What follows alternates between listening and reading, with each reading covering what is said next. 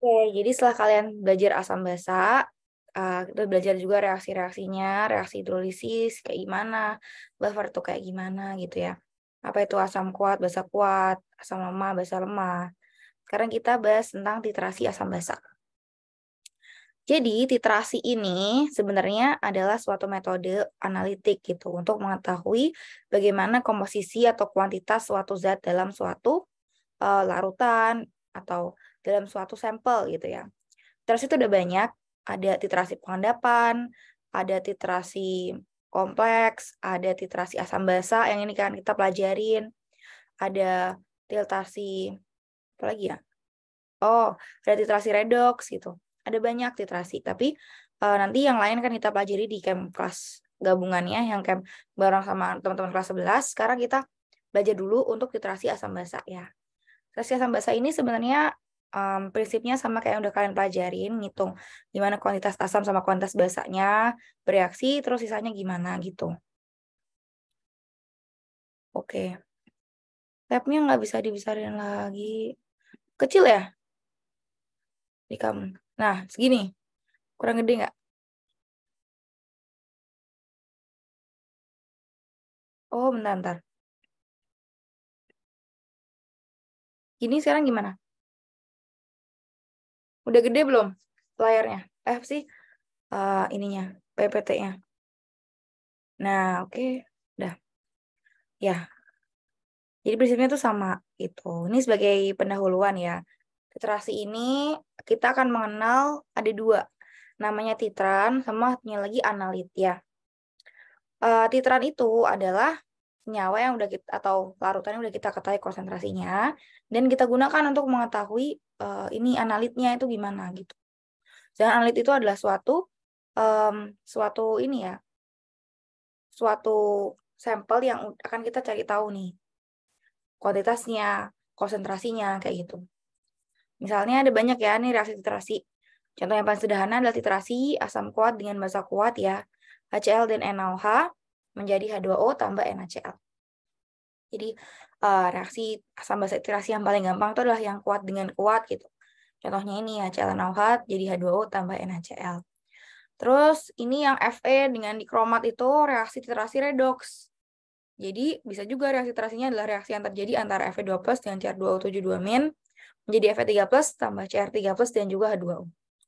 Kita fokus di yang asam basa dulu ya, gitu.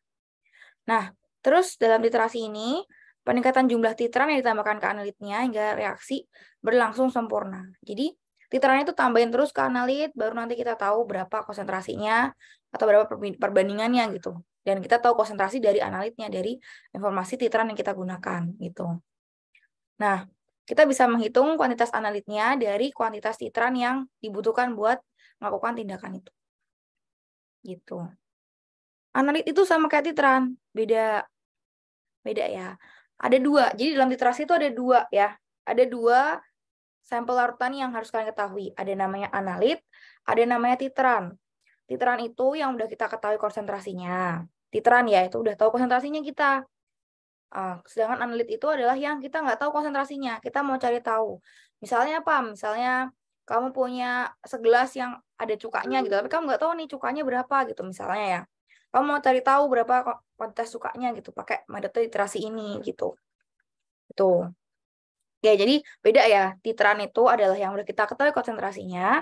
Analit itu yang kita cari tahu konsentrasinya gitu ya. Oke, terus ini ada pertanyaan lagi. Ada titran, ada titrat. Oh, titrat. Oh, titrat. Iya, titrat tuh analit, benar. Wah, aku oke, titrat ya. Ada titran, ada analit. Sebenarnya bahasanya tuh baiknya titran sama analit ya. Kalau titrat tuh ya bolehlah sama dengan analit. Itu tuh. Oke, terus habis itu titrasi ini ada banyak ya udah kita pelajari tadi. Terus, nah ini dia. Ini kalau misalnya dalam suatu sistem kayak gini ya, kalau misalnya kita melakukan suatu titrasi, nah disinilah tempat lokasi si titrannya. Terus ini analitnya, analit yang mau kita cari tahu gitu. Nanti, jadi misalnya kita di sini nih, mau cari tahu suatu larutan asam ini berapa konsentrasinya ya. Kita mau cari tahu pakai ini, pakai titrannya yang kita udah ketahui konsentrasinya berapa. Terus nanti kita lakukan reaksi sampai kita bisa deteksi gitu. Ada nanti namanya indikator gitu ya. Udah tahu kan? Indikator itu adalah suatu spesies atau senyawa ya yang membantu kita untuk mengetahui apakah suatu reaksi literasi ini udah selesai atau belum gitu. Oke, ini ada pertanyaan lagi. Di tengah tub kok ada bolong? Yang mana? Ini maksudnya.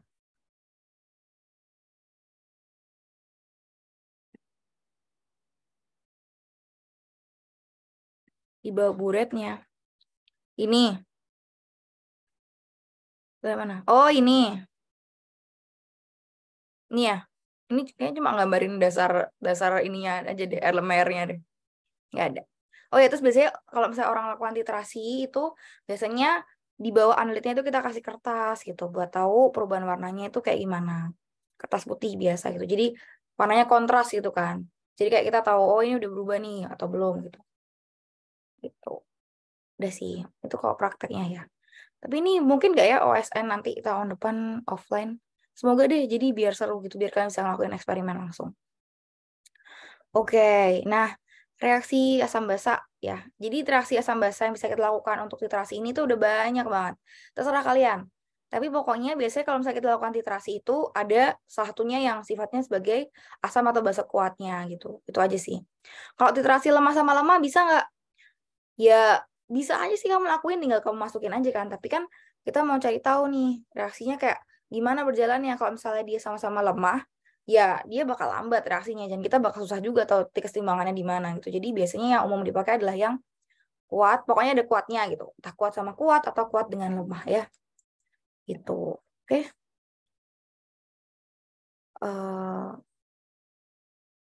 Oke. Ini mana yang kebelah dua? Nggak ada yang berat kebelah dua. Oh ini. Oh ini ya. Ini maksudnya ini kayak enggak sih, ini cuma ilustrasi aja kayak berapa milimeter gitu konsentrasinya. Gitu. Ini bukan berarti kebelah dua maksudnya. Iya, wah kalian sangat ini ya, sangat jeli ya, bagus-bagus. Oke, ini banyak ya reaksinya ya. Bisa HCl tambah NaOH nanti jadi NaCl tambah 2O. Terus NO3 tambah NaOH jadi NaNO3 tambah 2O. Gitu. H2SO4 tambah 2 NaOH, ini 2 ekivalen ya butuhnya ya. Jadi Na2SO4 tambah 2 H2O. Terus banyak banget contohnya, mau asam asetat sama NaOH, bisa jadi sodium asetat gitu. Atau HCl tambah tambah amonia ya ini ya, Na4OH, jadi amonium klorida gitu. Dan seterusnya. Ini oksalat juga bisa kita titrasi pakai NaOH. Terus apa lagi nih? Nah, ini bikarbonat juga bisa kita titrasi pakai HCl ya. Gitu. Oke. Kalau ada garam plus air itu artinya netral. Belum tentu. Tadi kan udah belajar hidrolisis ya. Kalau ada garam plus air itu artinya netral? No, it's not. Ya. Jadi tergantung nih yang dihasilkan tuh garam apa. Garam asam, garam basa, atau garam dari spesies yang sama-sama kuat. Atau kita sebut sebagai garam netral gitu ya. Tergantung ya. Kalau misalnya ini CH3CONA atau sodium asetat tuh berarti garamnya sifatnya asam atau basa. Atau netral.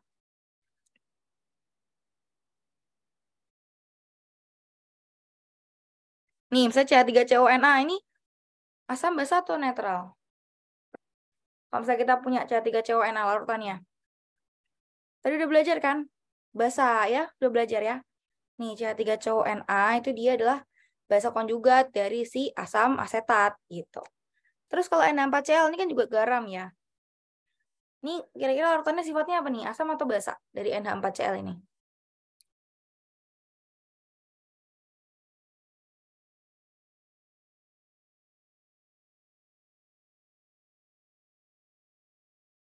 Iya, asam ya. Dia adalah asam konjugat dari si basa NH3 ya. NH3 dari NH4OH ini.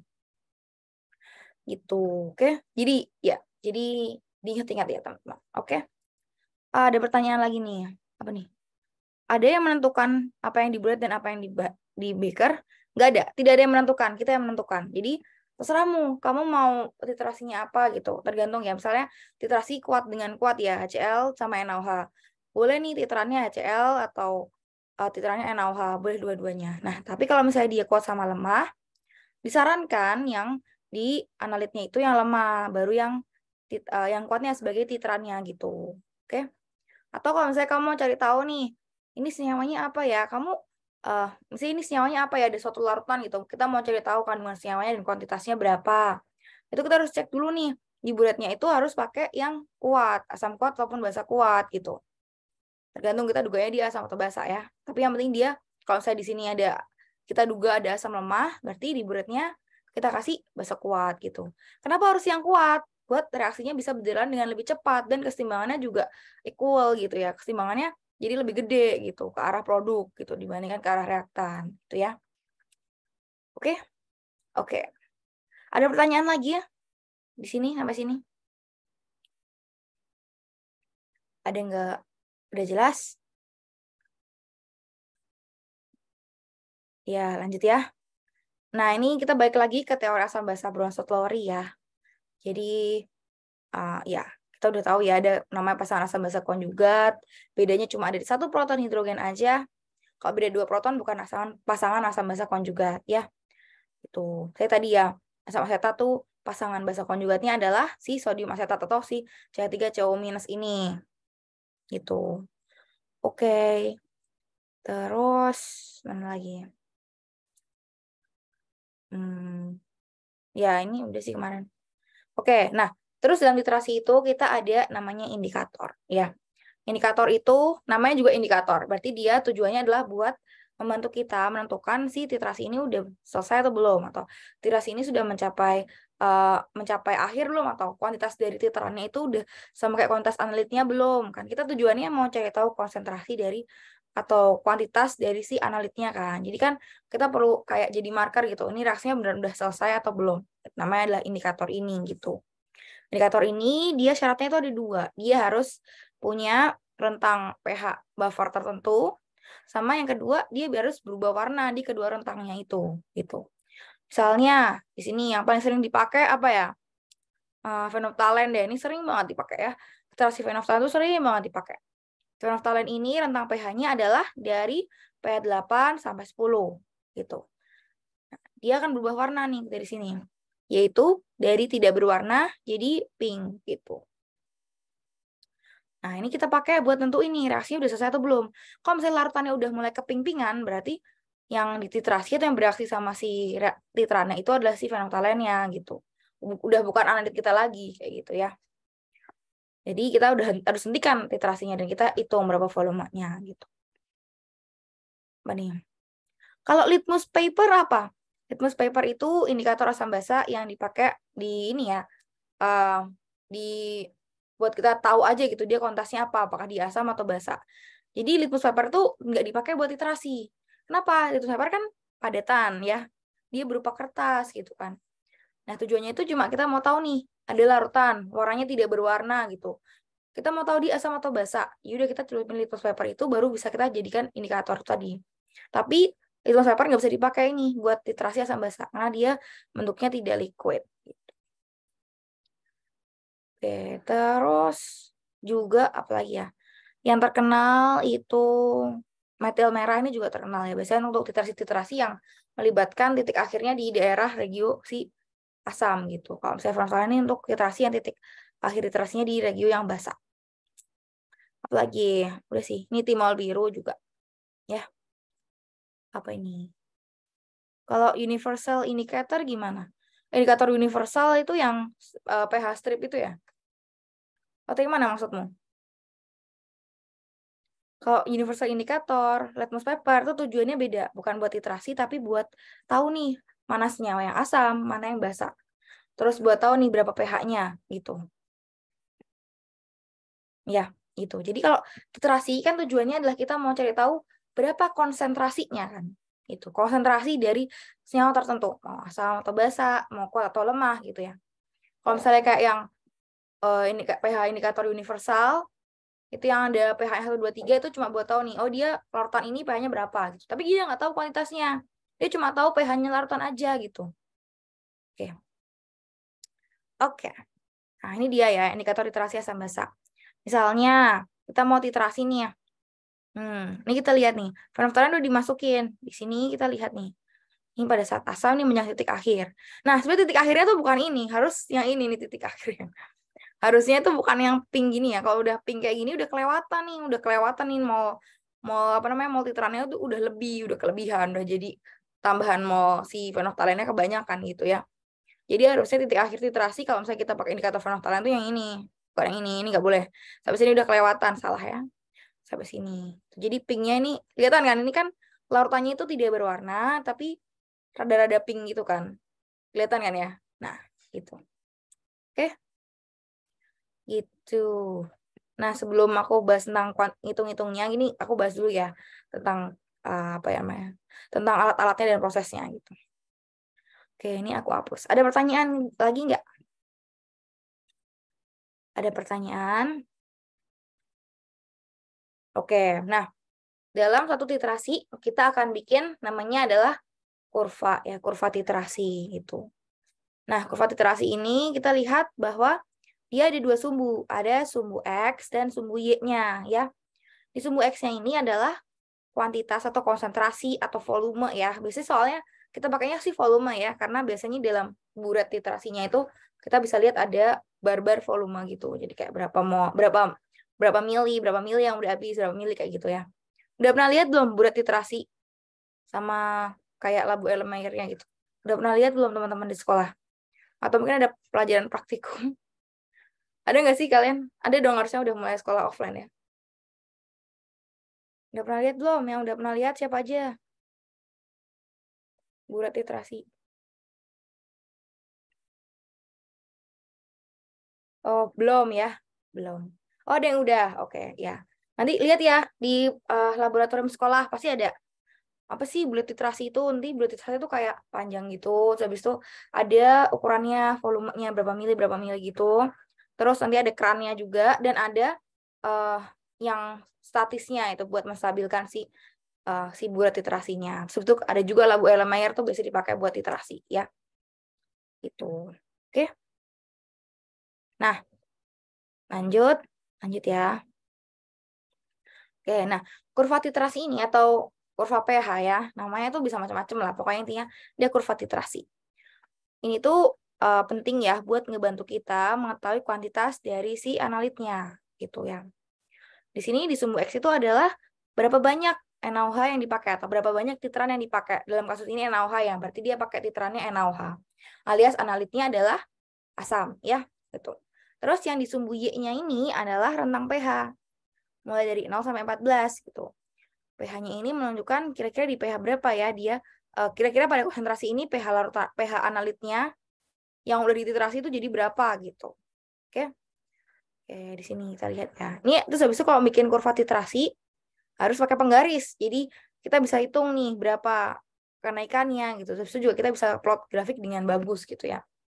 Terus biasanya kalau misalnya kita bikin kurva titrasi, kita harus tuliskan titrasinya itu titrasi apa dengan apa gitu ya. Di sini misalnya kurva pH untuk titrasi 100 mili nih HCl dengan larutan NaOH 0,2 molar ya. Harusnya di sini HCl kan kita mau cari tahu ya. Tapi di sini ya udah dikasih tahu aja sih begitu aja gitu. Ini kan untuk pelajaran aja. Jadi biasanya kita nggak tahu tapi di sini udah dikasih tahu. Itu kita gambarkan nih berapa konsentrasinya. Gitu. Oke. Nah, ini ada banyak terminologi dalam titrasi. Nah, ini kalau titrasi ini adalah suatu kemajuan transfer larutan dari buret. Nih, titran.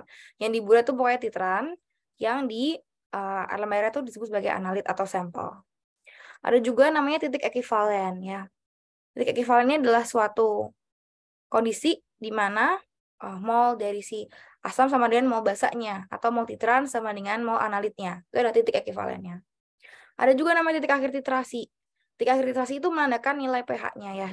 Kondisi ini tuh kapan? Ketika suatu titrasi udah berakhir. Titrasi udah berakhir. Jadi biasanya kalau titik akhir titrasi itu molnya itu udah ketambahan sama mol indikator juga sebagian gitu. Tapi indikatornya biasanya sangat sedikit dan kita bisa abaikan gitu. Jadi makanya kita biasanya kalau misalnya kita lakukan titrasi, kita hitungnya bakal titik akhir titrasinya, bukan titik ekivalennya.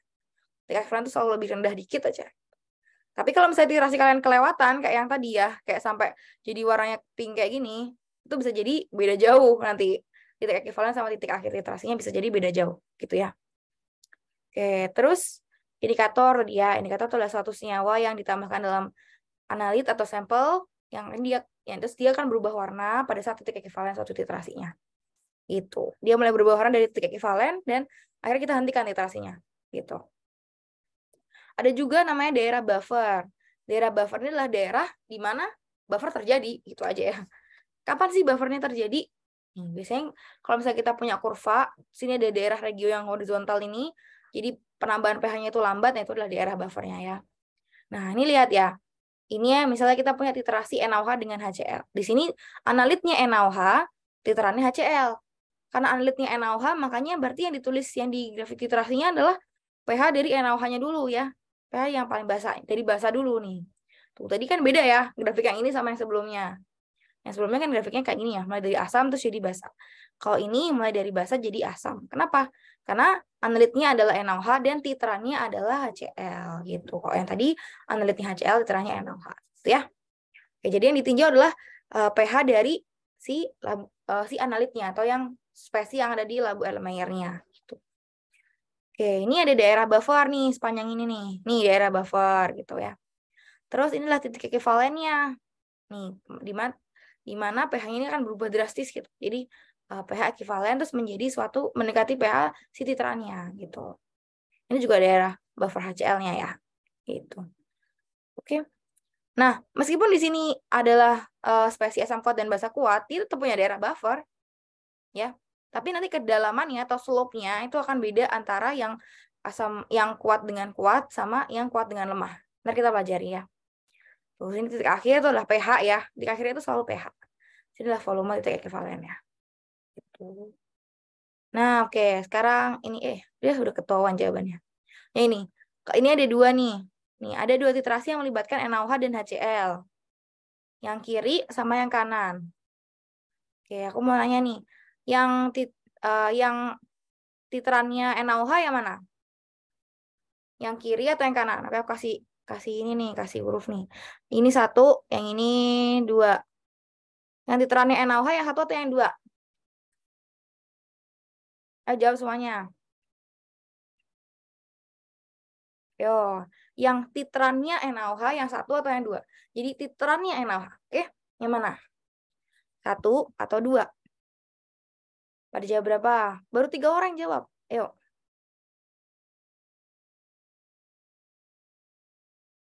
Titrannya NaOH loh ya. Titran. Belakangnya N. Bukan titrat. Nah, kalau titran sama titrat tuh kan bahasanya kan kayak agak mirip gitu kan. Jadi ya, makanya kita pakai titran sama analit ya. Titran itu yang ada di buret, analit itu yang ada di labu Erlenmeyer. Di sini mana titrannya? NaOH yang titrannya NaOH yang mana? Satu atau dua?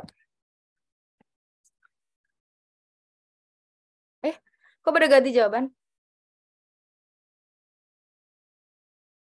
Oke. Ya. Terus kalau yang titrannya HCl yang mana kalau gitu? Titrannya HCl yang satu atau yang dua?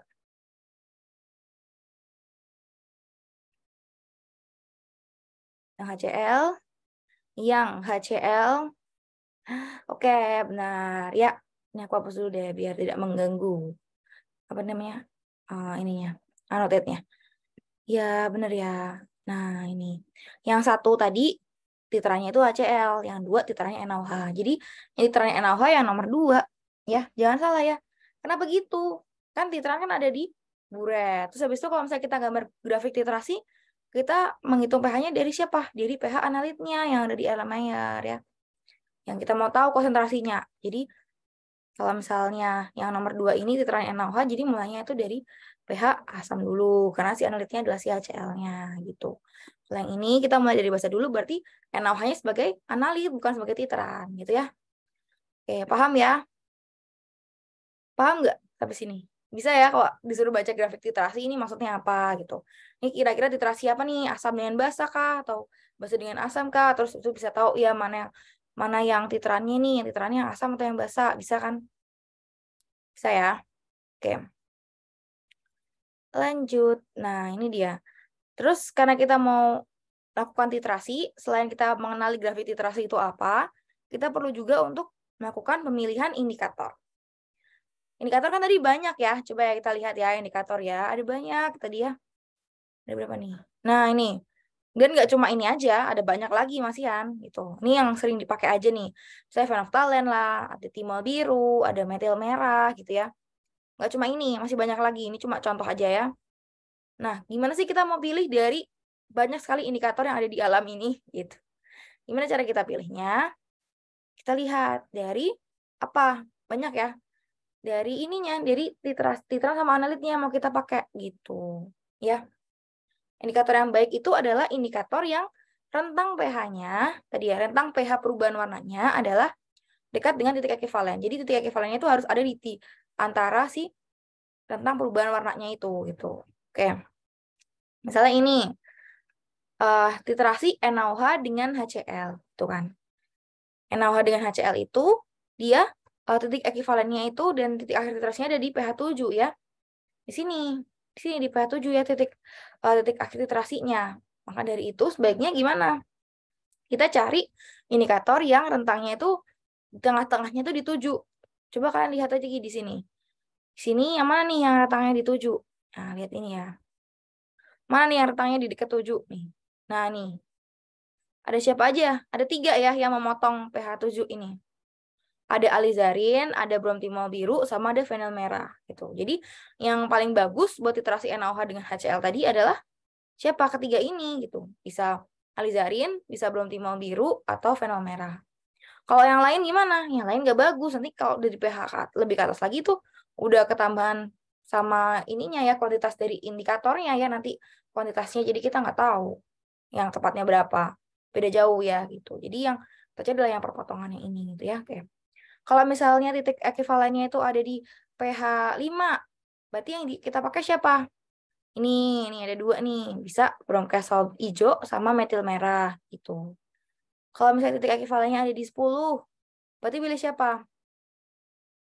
Nah, ini sebenarnya nggak ada yang dilewati di tengah ya, tapi mungkin kita bisa pilih 2 ini, bisa phenolphthalein atau alizarin kuning gitu.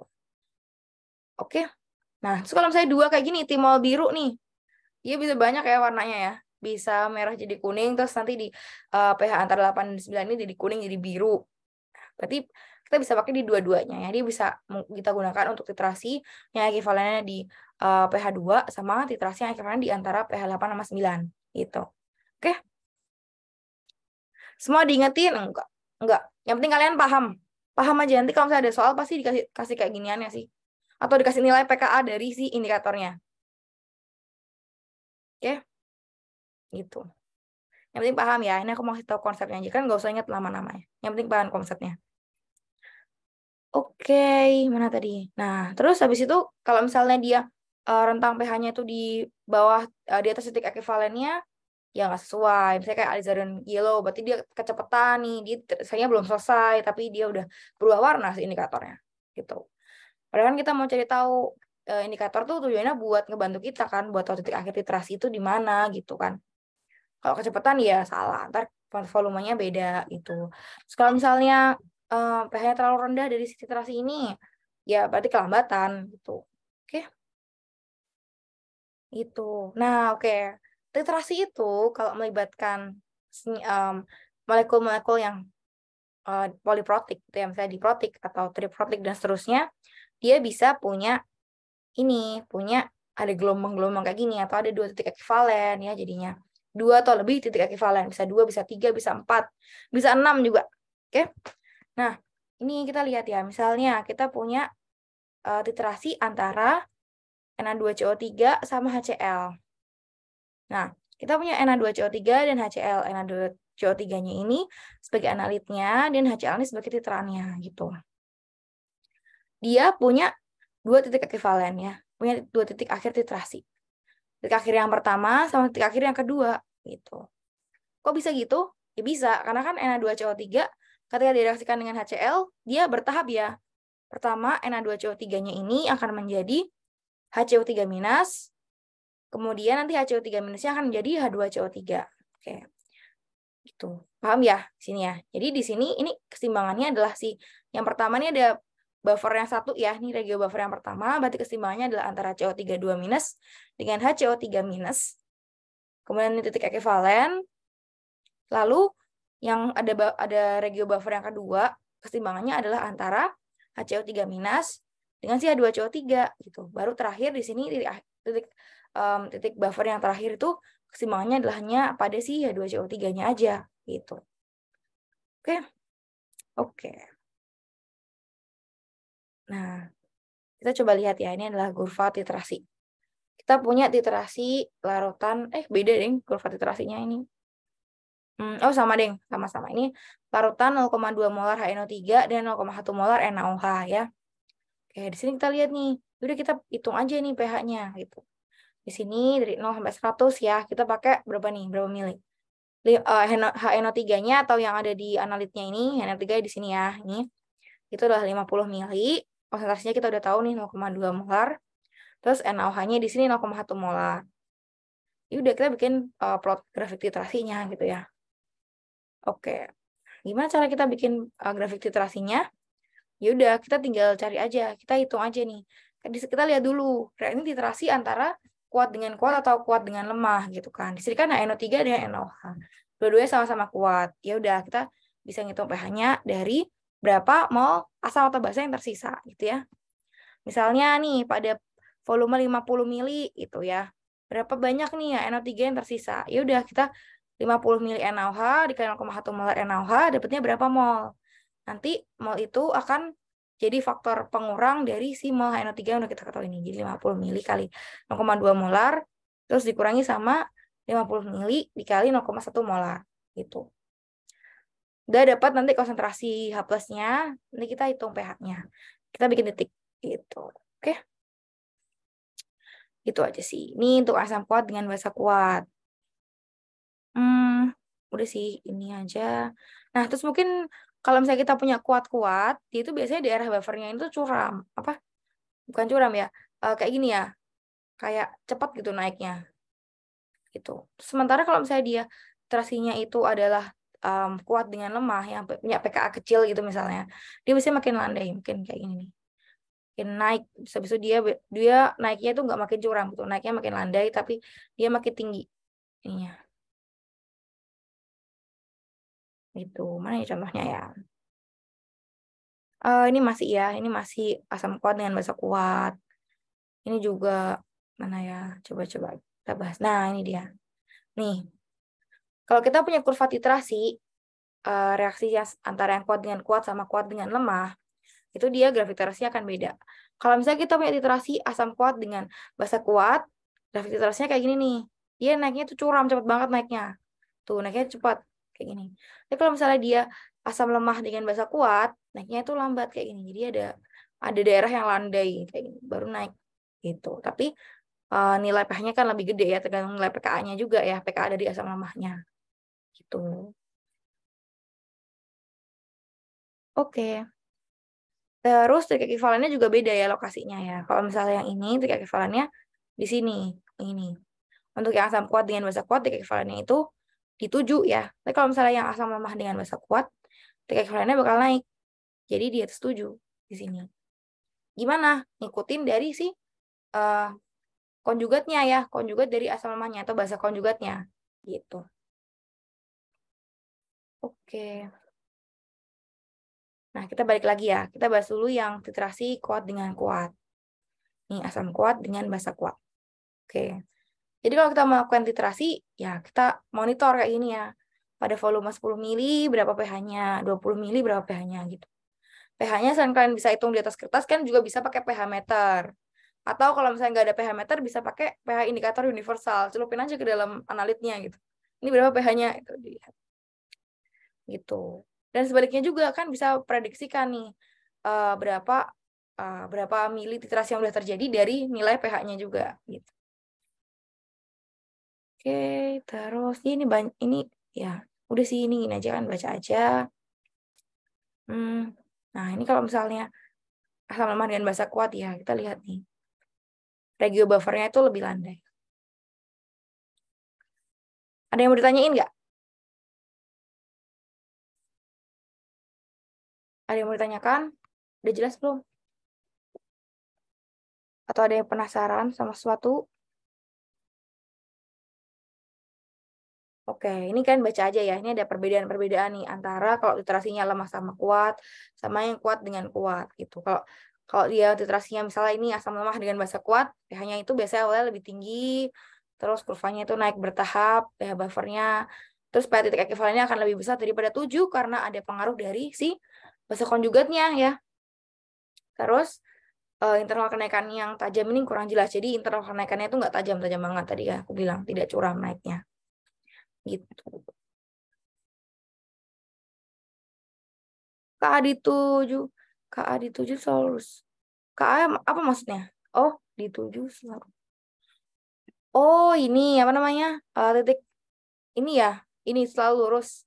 Iya, ini menandakan bahwa pH ini berubah secara drastis. Kenapa gitu? Karena semua kita anggap di daerah sini, daerah buffer itu, setelah daerah buffer atau di daerah titik ekivalennya itu, semua spesi dari analitnya itu udah habis. Jadi udah digantikan sama spesi titran atau senyawa yang baru gitu. Misalnya bahasa konjugatnya gitu. Makanya di sini terjadi perubahan pH yang tajam gitu ya. Dia naik nih. Kalau misalnya dia berupa asam lemah, naik itu nggak terlalu tajam, landai gitu naiknya. Tapi kalau misalnya dia kuat sama kuat, ya dia naiknya tajam ini, naiknya agak jauh gitu. Ya, itu. Nah, ini juga sama, kurang lebih mirip ya. Sekarang kalau misalnya tadi kan kita udah bahas yang asam lemah dengan basa kuat, sekarang kita lihat literasi kalau misalnya dia dari basa lemah dan asam kuat. Kurang lebih sama juga. Dia punya buffer region yang landai kayak ini. Terus pH ekivalennya akan lebih rendah dibanding 7 gitu ya.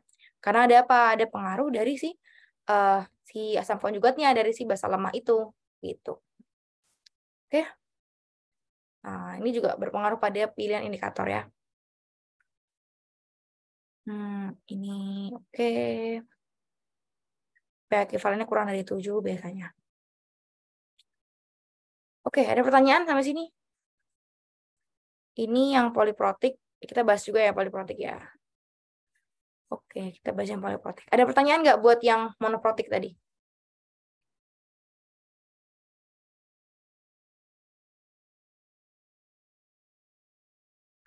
Ada pertanyaan atau tidak? Berarti sampai mana ya? Sampai sini. Oh, insya Allah enggak. Oke, jelas ya teman-teman ya. Oke, nanti kita bahas perhitungannya juga ya buat yang kuat-kuat dulu. Oke, lanjut. Nah, tadi kan dia yang monoprotik dulu ya.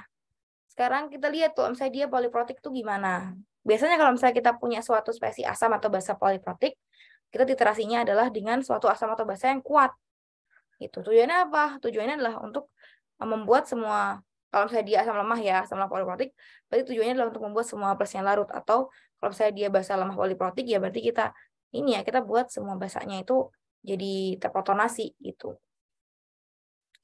Oke, nah tadi kan kita udah lihat juga ya bahwa titik ekivalen itu nggak cuma satu, bisa jadi ada 2, 3 dan seterusnya gitu. Kalau misalnya dia poliprotik, titik ekivalennya juga pasti nggak cuma satu, tergantung dari berapa proton yang dia punya gitu. Misalnya ini asam fosfat ya, dia kan H3PO4, dia bisa melepaskan 3H+, berarti dia juga punya 3 nilai Ka atau Ka-nya ini ya, konstanta keasamannya. Nih, jadi ada KA1, KA2, KA3. Kemarin kita bahas ya. Karena ini ada 3, berarti nanti kalau kita bikin kurva titrasinya juga ada 3 kayak gini. Bukan ini yang diprotik ya, mana nih yang nah ini nih, yang H3PO4. Nah ini, ada 3 juga. 1, 2, 3. Gitu. Ini untuk KA1, KA2, dan KA3 gitu. Kita lihat ya. Oke. Di sini juga dia punya beberapa Lego buffer ya. Dan Lego buffer yang melibatkan si spesi PO4-nya itu juga ada 3 tuh, 2, 3 gitu. Oke. Di sini misalnya contohnya kita lihat di sini ada suatu analitnya yaitu poliprotik H3PO4. Terus habis itu di sini adalah titrannya. Kita pakai bahasa kuat, serah mau apa aja, NaOH, KOH boleh. Oke, ini ada 3 buah titik ekivalen. Kalau ada 3 buah titik ekivalen ini gimana? Tergantung kamu mau cari tahu konsentrasinya dari titik ekivalen yang pertama, kedua, atau ketiga gitu. Jadi kita bisa pakai indikator yang berhenti di 3 titik ini. Di antara titik ekivalen 1, 2, atau 3. Atau mau ambil 2 titik aja, atau mau ambil 3-tiganya juga boleh. Atau titik akhir aja gitu boleh. Tuh. Terus, nah Di sini kita perlu tahu juga, kan kita udah belajar tentang buffer ya. Buffer kan kita mau lihat gimana sih pengaruh dari dua buah senyawa konjugat tadi ya. Si asam dan basa konjugat itu dengan pH-nya. Nah, maka dari itu kalau misalnya kita punya grafik titrasi ini, nilai setengah dari titik ekuivalennya itu adalah kondisi di mana kuantitas yang asam konjugat sama dengan basa konjugatnya.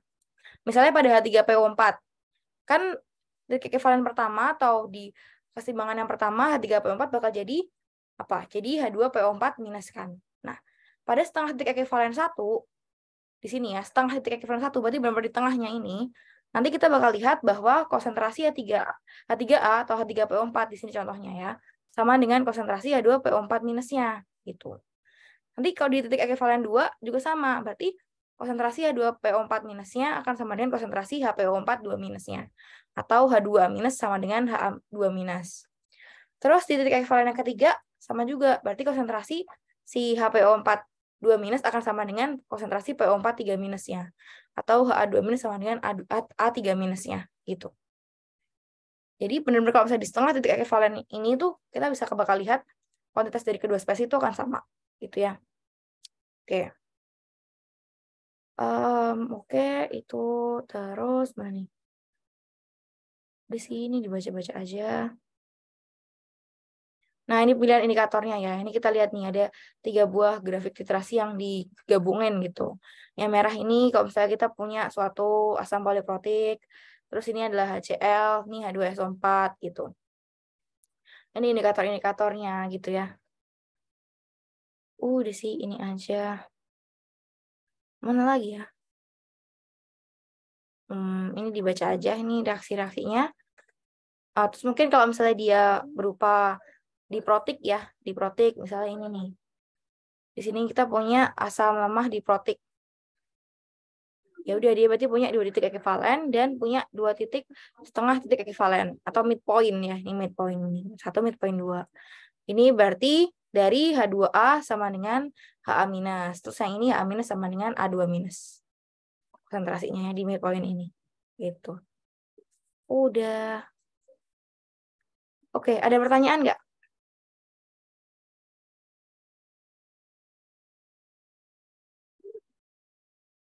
Ini juga sama. Ya, ini midpoint juga titik ekuivalen gitu. Pada titik ekuivalen ini yang terjadi adalah hidrolisis ya, hidrolisis tadi. Kalau misalnya di sini ya, kita punya H2SO3, kan dia kalau misalnya kita titrasi bakal jadi HSO3 minus kan. Titik ekuivalen ini menandakan bahwa semua spesies H2SO3 telah berubah menjadi HSO3 minus. Ini titik ekuivalen yang pertama. Terus nanti HSO3 minus ini lama-lama dititrasi lagi ya. Ketika midpoint 2 ini dia HSO3 minus sama konsentrasinya sama dengan SO3 2 minus, alias udah 50% HSO3 minus berubah menjadi SO3 2 minus. Jadi makanya sama konsentrasinya. Terus ketika titik ekuivalen yang kedua, berarti semua spesies H2SO3 udah berubah menjadi SO3 2 minus gitu. Jadi ada di dartannya hanya SO3 2 minus aja gitu. Oke, kalau di sini ya udah berarti makin dominan sih basanya gitu. Itu. Oke. Ada pertanyaan nggak teman-teman? Udah sih itu asam basa. Ini kita belum ngitung, tapi aku mau kasih tahu kalian aja ya properti-propertinya ya.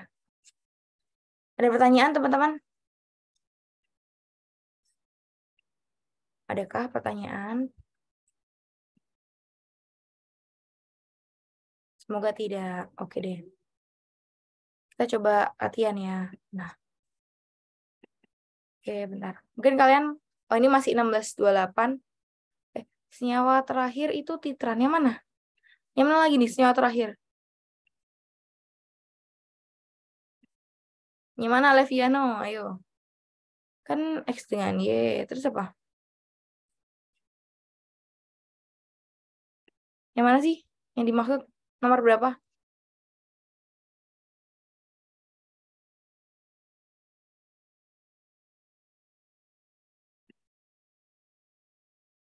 Oh, titrasi apa dengan apa gitu. Oh, misalnya titrasi NaOH dengan HCl. Ya, biasanya yang dengannya itu yang titrannya ya, benar-benar. Saya NaOH dengan HCl berarti NaOH-nya dianalit terus HCl-nya dititrat Oke, oke, oke.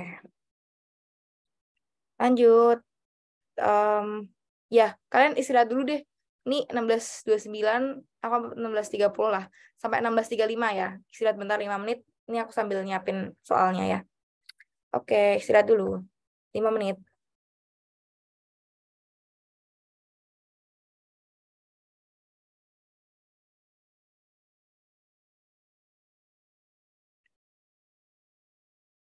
Oke, terima kasih sudah diingatkan ya.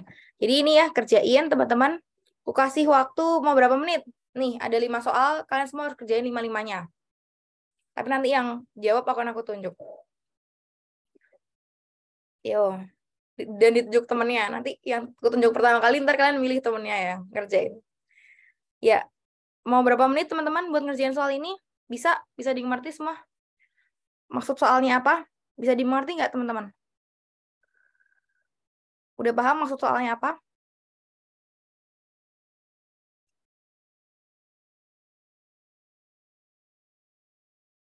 Gimana? Jawab dong. Halo, halo.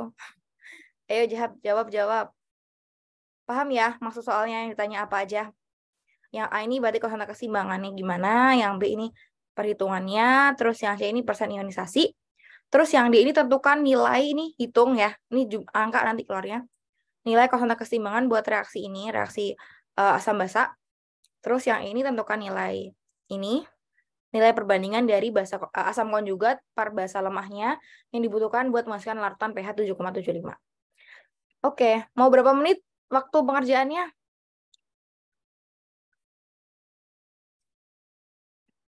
Berapa menit? Aku kasih 5 menit cukup?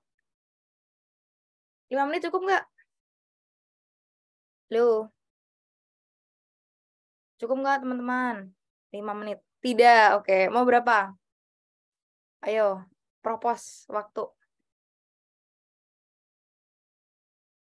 Ya, berapa? Mau berapa?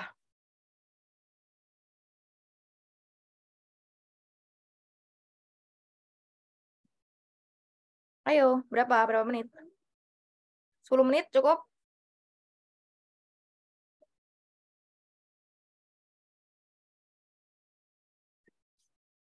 Ayo, berapa menit? 10 menit cukup nggak? 10 menit ya. Kasih waktu 10 menit ya, teman-teman. Enggak deh, aku tambahin deh. Eh sampai 17.00. Berarti berapa tuh? 19 menit. Nah, kelamaan gak sih? 10 menit deh, 10 menit. Gak jadi, gak jadi.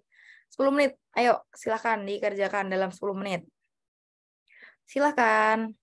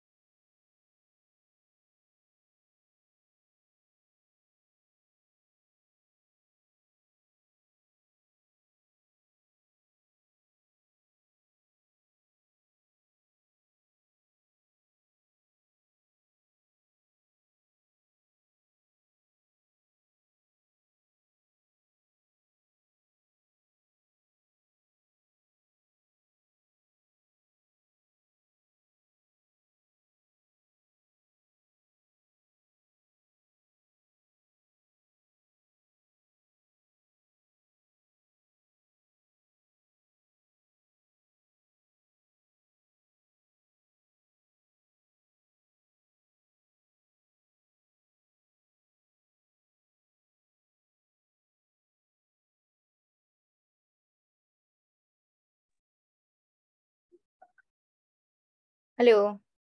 Oke, gimana? Udah? Bisa? Mau tambahan waktu nggak? Perlu tambahan waktu nggak teman-teman? Atau langsung kita bahas aja?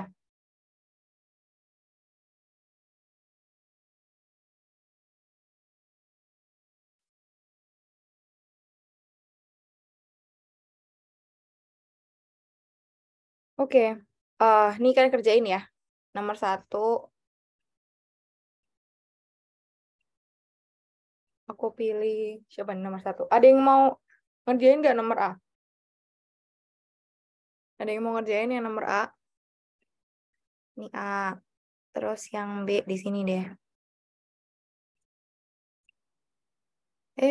Aduh, mana dia? Hapus, hapus, hapus.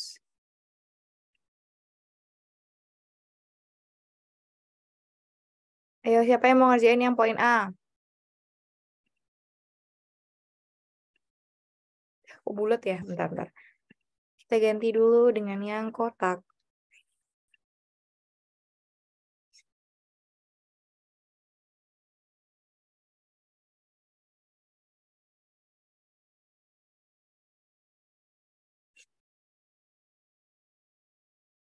Ini yang A, dan ini yang B. Oke, banyak-banyak ini. Ini ada Aulia Makfirani Arzal. Ya, Aulia Makfirani Arzal. Aulia. Ya, silakan. Aulia yang A. Terus yang B ada Raya. Silakan. Silakan. Aulia yang A, kerjakan yang A. Terus Raya langsung aja tulis yang B. Yang di sini ya. Caranya juga masukin ya, biar teman-temannya paham. Biar yang masih belum mengerti bisa paham ya.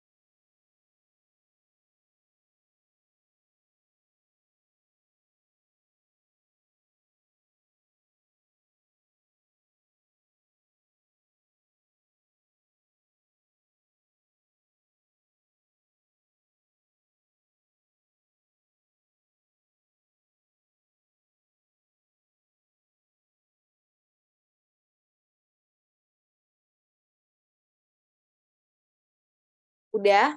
Udah belum?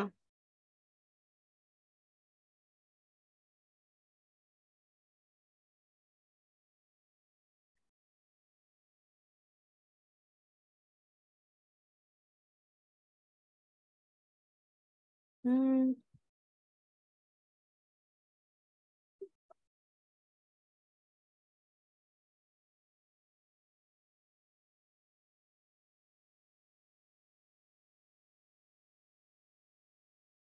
udah?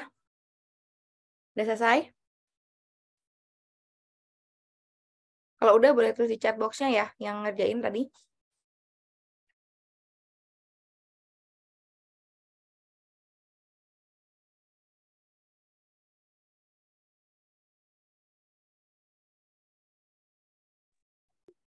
Oke, kita lihat ya. Yang pertama, yang poin A.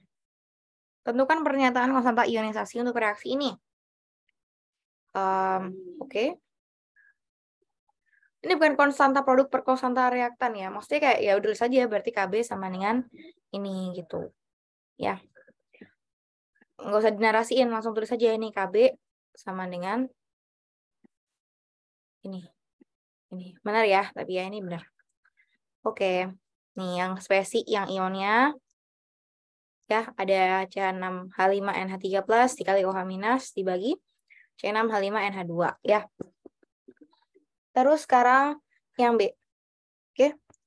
Yang B gimana? Tentukan nilai konstanta ionisasi Kb untuk C6H5NH2.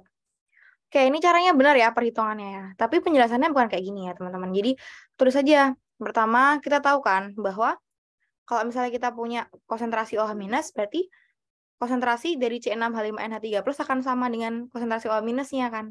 Karena kan cuma ada dia dalam larutan. Berarti kan bisa tulis aja di sini nih kayak nih bentar aku pakai teks aja deh. Nih C6 maaf. C6H5NH3+ ini konsentrasinya akan sama dengan konsentrasi siapa? OH-. OH-. Nah, maka dari itu berarti Kb-nya akan sama dengan konsentrasi OH- kuadrat dibagi konsentrasi C6H5NH2 pada saat keseimbangan ya. Ini OH- kuadrat per. Tapi cara ini benar ya. Ini nggak usah, ini nggak usah ditulis ya. Yang ini aja, ini benar. Oke, per konsentrasi dari si C6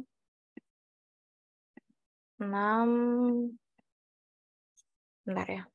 C6H5NH2.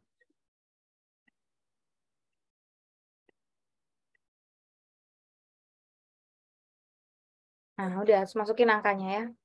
Nah, konsentrasi C6H5NH2 ini adalah pada saat keseimbangan. Jadi harusnya 0,18. Ini 0,18 ya, bukan 0,018 ya ini. 0,18. Ini nggak ada nolnya nih. Ini nggak ada nolnya. Coba dihitung lagi ya. Ini 0,18 ya, bukan 0,018. Nih, dibagi 0,18 dikurangi 8,8 kali 10⁻⁻6 ya harusnya. Itu. Oke. Jadinya berapa KB-nya? Coba aku hitung. 8,8 kali 10⁻6 kuadrat dibagi 0,18 dikali 8,8 dikurangi 8,8 kali 10⁻6. Udah benar ya tapi ya. Nggak bagus. Terima kasih. 0,8 kali 10⁻6 kuadrat dibagi 0,18 dikurangi 8,8 kali 10⁻6. Sebenarnya oke ini bisa diabaikan. Jadi kalau nggak dikurangi juga nggak apa-apa. Karena kan dia kecil banget ya bisa kita abaikan. Tapi nggak apa-apa buat kalian. Jadi harus terbiasa ya. Jangan pakai yang disederhanakan. Pakai yang minus X. Jadi minus X-nya harus dimasukkan juga. Dapatnya. Oke. 4,3 kali 10⁻⁻10. Oke benar. Ya. Oke, ada pertanyaan? A sama B? Udah jelas belum? Konstanta ionisasi dan disosiasi bedanya apa? Tidak ada bedanya. Oke? Tidak ada bedanya. Sama aja. Kalau dalam masa bahasa ya. Beda kalimatnya aja. Tapi maksudnya sama. Kan kalau misalnya suatu senyawa itu terdisosiasi, berarti kan dia akan mengion menjadi ion-ionnya kalau misalnya dia adalah suatu ini ya molekul kovalen atau ionik gitu. Tapi konstanta disosiasi itu bisa didefinisikan ke banyak hal, kayak bisa juga dia nggak bentuk ion, itu bisa juga nih misalnya awalnya dimer jadi monomer, itu juga konstanta disosiasi bilangnya. Tapi kalau konstanta ionisasi spesifik buat ini aja, tapi sebenarnya ini, maksudnya itu adalah sama. Ya, lanjut sekarang yang ini ya, yang C, D, dan E. Oke, kita pindah ke slide selanjutnya. Sekarang yang C, D, E. Yang C dan D dulu deh. Yang C, tentukan persen ionisasi dari si C6H5NH2 dalam larutan. Yang D, tentukan nilai konstanta keseimbangan buat reaksi ini. Ada yang mau volunteer? Ini buat yang C. Ini buat, kepanjangan. Ini buat yang C, terus yang ini buat yang D. Ya, silakan. Ada yang mau coba volunteer? Kerjain C dan D. Ayo, ada yang mau coba nggak? Yang C sama D. Atau yang C siapa, yang D siapa?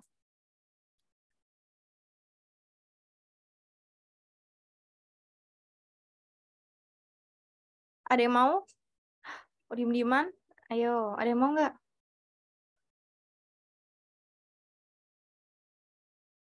Siapa nih yang mau nyoba? Coba aja boleh deh. Yang udah maju juga boleh. Nggak apa-apa. Nggak apa-apa, nggak aku marahin kok. Nggak aku gigit juga. Kan online. Ya, ayo. Coba. Ayo cepat deh. Mau nggak, teman-teman? Susah ya? Atau gimana?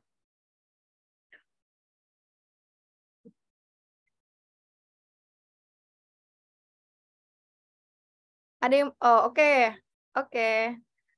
Baruna yang C, silahkan. Yang D masih ada slot kosong. Yang D, ada yang mau? C dan D.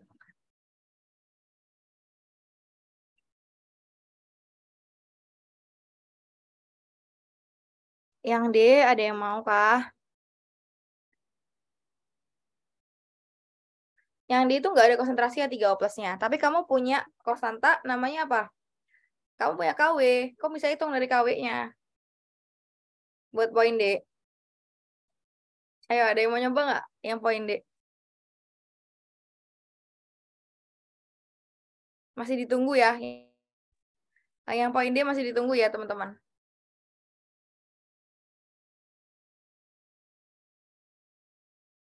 Masih ditunggu. Baruna kalau mau yang D juga boleh juga. Ya, silahkan. Kerjakan dulu yang C.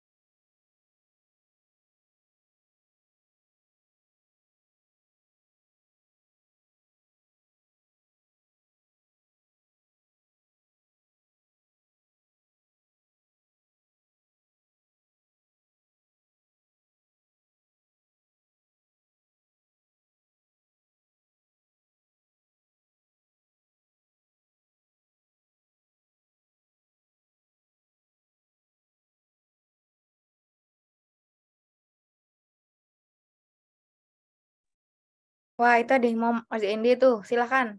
Boleh, siapa ini? Yang ini. Ini nih. Yang kayak simbol warna ungu. Silahkan kalau mau nyoba. Yo, pakai KW. Pakai KW ya, teman-teman. Teman-teman di sini yang mau nyoba boleh juga, silahkan. Wah, betul sekali. Reaksi merupakan gabungan reaksi keseimbangan dan kebalikan reaksi atau ionisasi air. Oke, lanjut. Berapa nilainya berarti?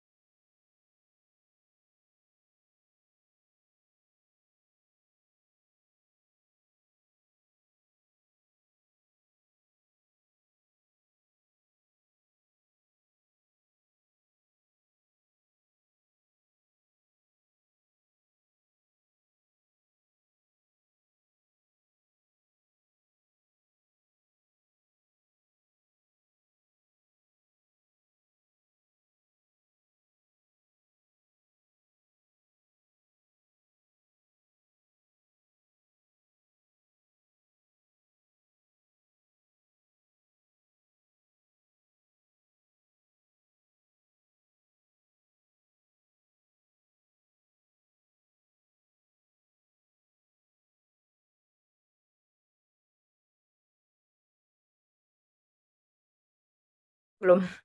Oke, terima kasih banyak. Terima kasih banyak, Baruna. Ya, jadi yang C dulu. Hitung persen ionisasi C6H5NH2 dalam larutan. Persen ionisasi berarti spesi ionnya per spesi mula-mulanya ya, atau spesi si anilinnya mula-mula. Berarti 8,8 kali 10⁻6 dibagi 0,18 karena dia persen kali 100% gitu. Jadi dihitung aja dapat jawabannya 0,00489%. Betul, yey. Oke. Sekarang yang D, tentukan nilai konstan keseimbangan untuk reaksi netralisasi ini ya. Jadi kita punya anilinnya tambah asam atau H+, H3O+, menjadi si anilinium ion nih, C6H5NH3+ ditambah H2O. Di sini bisa kita lihat ya, reaksinya itu adalah reaksi yang pertama ini, satu, sama gabungan dari reaksi autoionisasi air yang 2H2O menjadi H3O+ tambah OH-. Nah, tapi itu kebalikannya, jadi kebalikan dari reaksi autoionisasi air. Maka dari itu, untuk menghitung konstanta keseimbangan dari reaksi ini adalah tinggal Ka dikali 1 per Kw-nya, gitu ya. Jadi Ka keseimbangan itu Ka-nya ya. Ka dari si anilin, dikali 1 per Kw-nya. Ka-nya udah kita hitung tadi ya. 4,3 kali 10⁻⁻10, benar. Dan Kw-nya, Kw itu konstanta pada 25 derajat Celcius, 10⁻⁻14. Jadi, tinggalkan masukin aja 4,3 kali 10⁻⁻10 dikali 1 per 10⁻⁻14. Jadi jawabannya 4,3 kali 10⁻4. Tuh. Oke. Ada komentar? Kw itu konstanta, dihafalin. Dari eksperimen. Konstanta keseimbangan air. Atau ionisasi air ya. Oke, oke nggak? Oke nggak? Ya. Ada pertanyaan? Buat C sama D? Ada? Udah jelas? Udah jelas belum? Aku hitung ya. 3, 2, 1. Oh, ada yang nanya. Konstanta ionisasi dan disosiasi bedanya apa? Nggak ada bedanya. Nggak ada bedanya ya. Tadi aku bilang ya. 4,3 kali 10⁻10 dari mana? Dari soal yang ini, yang B. Kan udah dihitung. Nih. Nih, KB-nya. Sorry. Ini bukan KA, maaf. KB. Maaf ya, KB. Basaan dia. Berarti ini KB. Keseimbangan basanya. Oke. Jadi 4,3 kali 10⁻10 dari yang udah kita hitung. Tadi kan di soal B ini udah dihitung ya. Nih, KB untuk anilin kan reaksinya anilin tambah H3O+. Oh, bisa pakai keseimbangan yang A. Iya dong, bisa. Nah, ini reaksi keseimbangannya ya, aku tunjukin ya. Bentar. Jadi reaksinya tuh ini.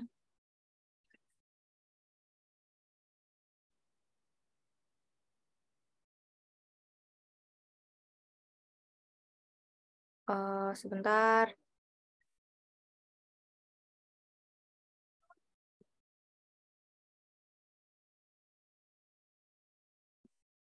Nih reaksinya. Kelihatan nggak? Nah, ini. Jadi kan ini kan reaksinya C6H5NH2 tambah H3O plus menjadi C6H5NH3 plus tambah H2O. Ini bisa kita dapatkan dari menjumlahkan dua keseimbangan. Dari yang pertama adalah keseimbangan ionisasi dalam air dari si anilinnya. Dan yang kedua adalah kebalikan dari autoionisasi air atau ini H2O tambah OH minus, H3O plus tambah OH minus menjadi 2H2O. Nah, ini kita tambahkan sama dengan ini deh yang kita mau ya. C6H5NH2 tambah H3O plus menjadi C6H5NH3 plus tambah H2O. K-nya gimana? Tinggal yang KB dikali 1 per KW. Karena kan dibalik reaksinya jadi konstan keseimbangannya jadi 1 pernya ya. Itu. Jadi konstan keseimbangannya yang baru adalah KB per KW. Oke? Oke? Oke enggak? Oke. Masih bingung kenapa dikali 1 per KW? Kemarin waktu belajar keseimbangan udah belajar belum? Kayak kalau misalnya suatu reaksi ini kan reaksi keseimbangan dari reaksi ini sama dengan KB. Tapi kalau misalnya kebalikan dari reaksi ini, jadi reaktannya adalah C6H5NH3 plus tambah OH minus dan produknya adalah C6H5NH2.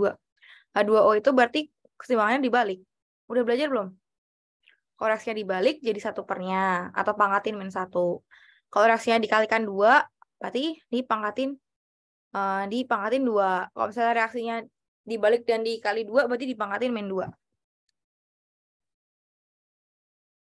Nah, gitu. Oke? Udah ya? Bisa ya? Oke. Lanjut sekarang yang E. Yang E bisa kan? Udah belajar Henderson Hasselbalch kan? Ayo yang E siapa? Ada yang mau volunteer nggak? Ini nilainya ini bilangan biasa ya. Nggak ada konstantanya. Angka aja gitu. Perbandingan ya ini. Berapa spesies anilinium ion per si anilinnya? Buat untuk menghasilkan pH 7,75. Untuk KB anilinnya pakai yang udah kalian hitung ya. 4,3 kali 10 pangkat min 10 tadi yang di depan. Nah ini. Oke, berapa yang E? Ada yang mau nyoba yang E? Sekalian buat mereview materi asam basanya yang buffer. Yo, ada yang mau nyoba nggak? Adakah yang mau mencobanya? Aku nggak akan nunjuk sih. Aku mau menunggu kalian volunteer. Ayo, cepat, cepat. Volunteer aja. Daripada ditunjuk. Ayo, teman-teman. Terakhir nih. Ada yang mau nyoba nggak? Oke, ada 2 orang. Oke, ya boleh deh. Boleh. Baruna mau nyoba lagi boleh. Silahkan. Ya udah, silahkan Baruna. Terima kasih. Yang E ya. Silahkan. Ini di slide 3 ya.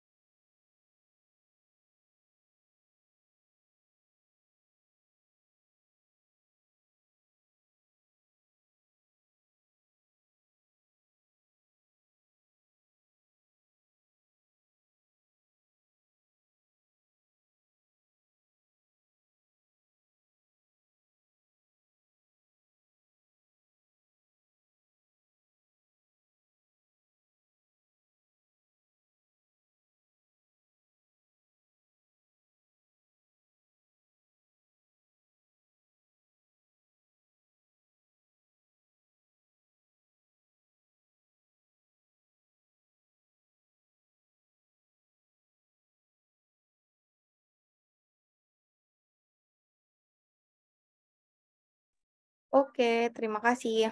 Ya, jadi yang nama terakhir, masukkan aja persamaan Anderson-Hasselbalch. Benar ya, terima kasih. Jadi, Anderson-Hasselbalch untuk basa, POH sama dengan PKB tambah log asam konjugat plus per basa lemah. Berarti POH sama dengan, berapa nih kalau POH-nya? Kan POH-nya harus kita hitung ya. Di sini kan diketahuinya pH-nya. pH-nya 7,75, POH-nya adalah 14 dikurangi 7,75, yaitu 6,25 ya. Masukkan aja. POH-nya 6,25 sama dengan PKB. PKB dari mana? Minus log KB-nya. KB-nya dari mana? Udah dihitung ya. 4,3 kali 10 pangkat min 10. Berarti min log 4,3 kali 10 pangkat min 10, yaitu 9,367. Ditambah log dari yang akan kita tanyakan ini. Perbandingan antara anilinium ion per anilinnya.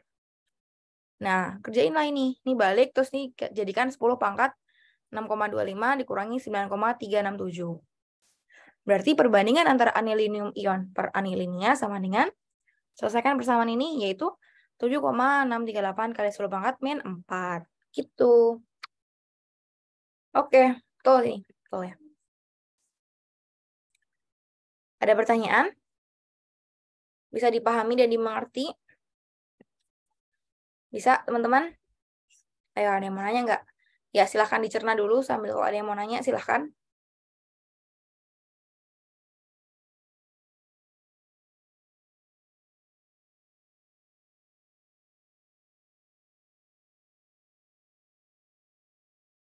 Oke deh. Aku hitung sampai 3. Kalau nggak ada yang mau nanya, berarti bagus. Udah paham semuanya. 3, 2, 1. Oke, nggak ada yang mau nanya. Baiklah, teman-teman. Ya, sekian kelas Asam Basa hari ini. Semoga kalian bisa memahami materinya dan juga kalian bisa dapat ilmu yang bermanfaat juga ya. Selain kalian paham, bisa bermanfaat juga, semoga. Dan kalau ada pertanyaan atau yang ingin kalian tahu lebih jauh, bisa tanya aku lewat WhatsApp. Sekali lagi, terus habis itu juga jangan lupa dikerjakan ujiannya yang belum ngirim. Masih ditunggu ujiannya, harus dikerjain ya. Udah sih, itu aja. Aku harap sih kalian kerjain maksimal malam ini ya.